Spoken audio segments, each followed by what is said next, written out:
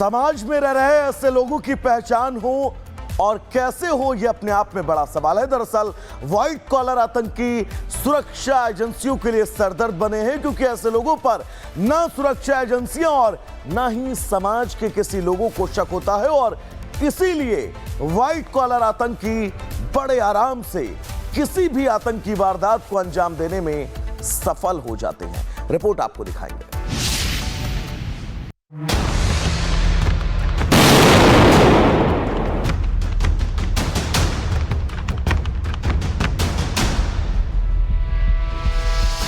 हरियाणा के फरीदाबाद और यूपी के सहारनपुर से आतंकी डॉक्टर्स की गिरफ्तारी ने समाज में व्हाइट कॉलर आतंकी मॉड्यूल पर नई बहस छेड़ दी है।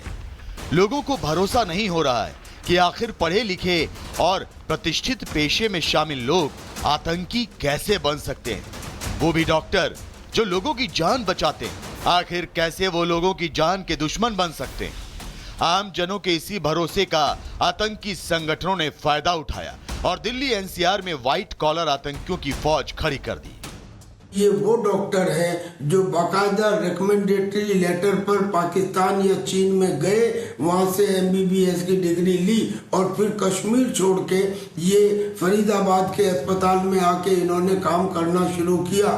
तो लोग ये समझते रहे कि ये तो डॉक्टर हैं, ये आदमी की जान बचाने पे काम करेंगे, लेकिन निकले वो आदमी की जान लेने वाले डॉक्टर। लिहाजा ऐसे लोगों को ही सफेद कॉलर या व्हाइट कॉलर आतंकी कहा जाता है। इससे पहले भी भारत में कई आतंकी हमलों में कई पढ़े लिखे लोगों को, जिन्हें हम व्हाइट कॉलर आतंकी कह सकते हैं, पकड़ा गया है।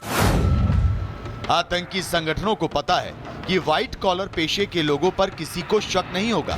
ऐसे लोग सुरक्षा एजेंसियों से बचने के लिए तकनीक का बेहतर इस्तेमाल कर सकते हैं। नॉन ट्रेसेबल उपकरणों की इन्हें अच्छी खासी जानकारी होती है, जिससे इन्हें पकड़ पाना काफी मुश्किल है। डॉक्टर आदिल और मुजम्मिल पिछले 3 सालों से संपर्क में थे, लेकिन एजेंसियों के हत्थे नहीं चढ़े, और जब चढ़े तब तक उनका प्लान आखिरी चरण में था, यानी एजेंसियों को इन्हें पकड़ने में 3 साल लग गए, क्योंकि किसी को उम्मीद ही नहीं थी कि डॉक्टर जैसे प्रतिष्ठित पेशे में शामिल लोग आतंकी भी हो सकते हैं। लाल किले के बाहर हुए ब्लास्ट के बाद व्हाइट कॉलर टेररिज्म की चर्चा बहुत तेजी से चल रही है। इसके पीछे वो 3 ऐसे किरदार हैं जो कि व्हाइट कॉलर टेररिज्म की चर्चा का विषय बन गए हैं, जिसमें से एक डॉक्टर मुजम्मिल, रोहतक की एक यूनिवर्सिटी में पढ़ाने वाला डॉक्टर, और उसी यूनिवर्सिटी के हॉस्पिटल में काम करने वाला एक डॉक्टर। डॉक्टर मुजम्मिल के जब 2 ठिकानों पर रेड किया गया तो 2900 किलो जो विस्फोटक है वो बरामद किया गया। दूसरा डॉक्टर जो गिरफ्तार हुआ, डॉक्टर आदिल, जिसने जैश ए मोहम्मद के आतंकियों के स्लोगन श्रीनगर में चस्पा किए। और तीसरी जो कि जैश ए मोहम्मद की महिला कमांडर भारत में बन रही थी, एक बड़ा पैरेलल रैकेट खड़ा कर रही थी, जिसकी गिरफ्तारी फरीदाबाद से हुई और रहने वाली वो लखनऊ की है, डॉक्टर शाहिदा। फरीदाबाद की अल फलाह यूनिवर्सिटी में तैनात डॉक्टर मुजम्मिल ने अपने पेशे का ही फायदा उठाकर 3 जगहों पर किराए का कमरा लिया और इन कमरों में 3000 किलो से ज्यादा विस्फोटक इकट्ठा कर लिया। मुजम्मिल के कमरे पर विस्फोटकों का जखीरा आता रहा और ना तो सुरक्षा एजेंसियों को इसकी भनक लगी और ना ही आसपास के लोगों को शक हुआ। यहाँ तक कि मुजम्मिल अपनी लग्जरी कार में AK-47 जैसी खतरनाक राइफल लेकर घूमता था, लेकिन कभी किसी ने उसकी कार चेक नहीं की। ये सब कुछ इसलिए संभव हो सका क्योंकि मुजम्मिल पेशे से एक डॉक्टर था। समाज में उसकी इज्जत थी। किसी ने सोचा भी नहीं था कि वो ऐसा भी कुछ कर सकता है। डॉक्टर आदिल और मुजम्मिल जैसे व्हाइट कॉलर डॉक्टर्स ने विस्फोटकों का जखीरा जुटाने के लिए किसी आतंकी संगठन से डायरेक्ट फंडिंग तक नहीं ली।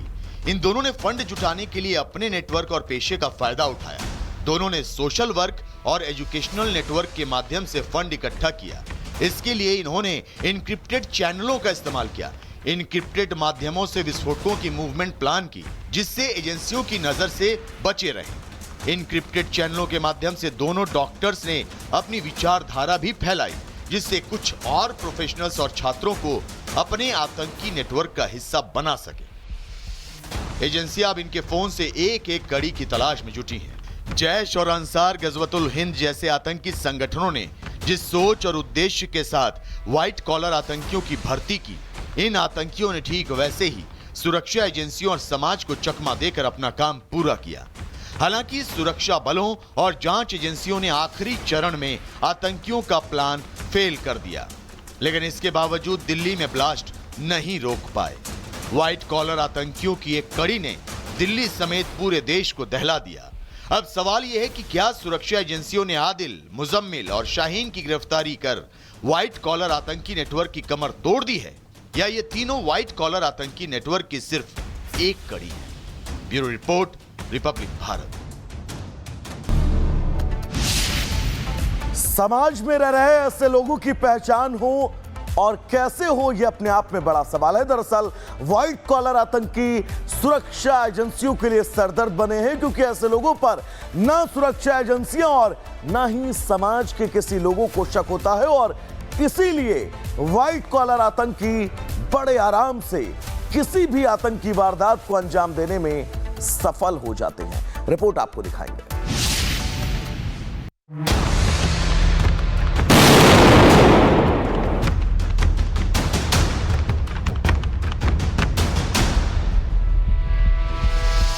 हरियाणा के फरीदाबाद और यूपी के सहारनपुर से आतंकी डॉक्टर्स की गिरफ्तारी ने समाज में व्हाइट कॉलर आतंकी मॉड्यूल पर नई बहस छेड़ दी है।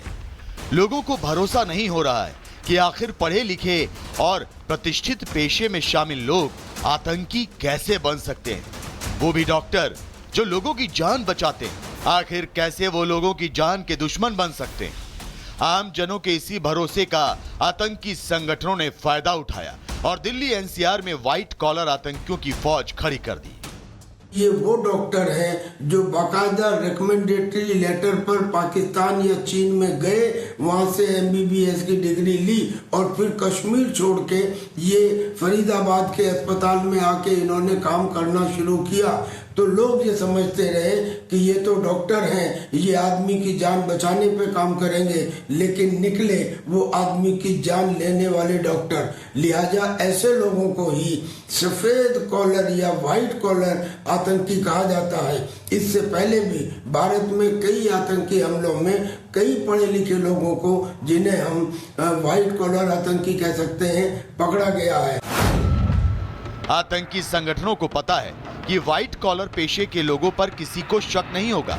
ऐसे लोग सुरक्षा एजेंसियों से बचने के लिए तकनीक का बेहतर इस्तेमाल कर सकते हैं। नॉन ट्रेसेबल उपकरणों की इन्हें अच्छी खासी जानकारी होती है, जिससे इन्हें पकड़ पाना काफी मुश्किल है। डॉक्टर आदिल और मुजम्मिल पिछले 3 सालों से संपर्क में थे, लेकिन एजेंसियों के हत्थे नहीं चढ़े, और जब चढ़े तब तक उनका प्लान आखिरी चरण में था, यानी एजेंसियों को इन्हें पकड़ने में 3 साल लग गए, क्योंकि किसी को उम्मीद ही नहीं थी कि डॉक्टर जैसे प्रतिष्ठित पेशे में शामिल लोग आतंकी भी हो सकते हैं। लाल किले के बाहर हुए ब्लास्ट के बाद व्हाइट कॉलर टेररिज्म की चर्चा बहुत तेजी से चल रही है। इसके पीछे वो 3 ऐसे किरदार हैं जो कि व्हाइट कॉलर टेररिज्म की चर्चा का विषय बन गए हैं, जिसमें से एक डॉक्टर मुजम्मिल, रोहतक की एक यूनिवर्सिटी में पढ़ाने वाला डॉक्टर, और उसी यूनिवर्सिटी के हॉस्पिटल में काम करने वाला एक डॉक्टर। डॉक्टर मुजम्मिल के जब 2 ठिकानों पर रेड किया गया तो 2900 किलो जो विस्फोटक है वो बरामद किया गया। दूसरा डॉक्टर जो गिरफ्तार हुआ, डॉक्टर आदिल, जिसने जैश-ए-मोहम्मद के आतंकियों के स्लोगन श्रीनगर में चस्पा किए। और तीसरी जो कि जैश-ए-मोहम्मद की महिला कमांडर भारत में बन रही थी, एक बड़ा पैरेलल रैकेट खड़ा कर रही थी, जिसकी गिरफ्तारी फरीदाबाद से हुई और रहने वाली वो लखनऊ की है, डॉक्टर शाहिदा। फरीदाबाद की अल फलाह यूनिवर्सिटी में तैनात डॉक्टर मुजम्मिल ने अपने पेशे का ही फायदा उठाकर 3 जगहों पर किराए का कमरा लिया और इन कमरों में 3000 किलो से ज्यादा विस्फोटक इकट्ठा कर लिया। मुजम्मिल के कमरे पर विस्फोटकों का जखीरा आता रहा और ना तो सुरक्षा एजेंसियों को इसकी भनक लगी और ना ही आसपास के लोगों को शक हुआ। यहाँ तक कि मुजम्मिल अपनी लग्जरी कार में AK-47 जैसी खतरनाक राइफल लेकर घूमता था, लेकिन कभी किसी ने उसकी कार चेक नहीं की। यह सब कुछ इसलिए संभव हो सका क्योंकि मुजम्मिल पेशे से एक डॉक्टर था। समाज में उसकी इज्जत थी। किसी ने सोचा भी नहीं था कि वो ऐसा भी कुछ कर सकता है। डॉक्टर आदिल और मुजम्मिल जैसे व्हाइट कॉलर डॉक्टर्स ने विस्फोटकों का जखीरा जुटाने के लिए किसी आतंकी संगठन से डायरेक्ट फंडिंग तक नहीं ली। इन दोनों ने फंड जुटाने के लिए अपने नेटवर्क और पेशे का फायदा उठाया। दोनों ने सोशल वर्क और एजुकेशनल नेटवर्क के माध्यम से फंड इकट्ठा किया। इसके लिए इन्होंने इनक्रिप्टेड चैनलों का इस्तेमाल किया। इनक्रिप्टेड माध्यमों से विस्फोटकों की मूवमेंट प्लान की, जिससे एजेंसियों की नजर से बचे रहे। इनक्रिप्टेड चैनलों के माध्यम से दोनों डॉक्टर्स ने अपनी विचारधारा भी फैलाई, जिससे कुछ और प्रोफेशनल्स और छात्रों को अपने आतंकी नेटवर्क का हिस्सा बना सके। एजेंसियां अब इनके फोन से एक एक कड़ी की तलाश में जुटी हैं। जैश और अंसार गजवतुल हिंद जैसे आतंकी संगठनों ने जिस सोच और उद्देश्य के साथ व्हाइट कॉलर आतंकियों की भर्ती की, इन आतंकियों ने ठीक वैसे ही सुरक्षा एजेंसियों और समाज को चकमा देकर अपना काम पूरा किया। हालांकि सुरक्षा बलों और जांच एजेंसियों ने आखिरी चरण में आतंकियों का प्लान फेल कर दिया, लेकिन इसके बावजूद दिल्ली में ब्लास्ट नहीं रोक पाए।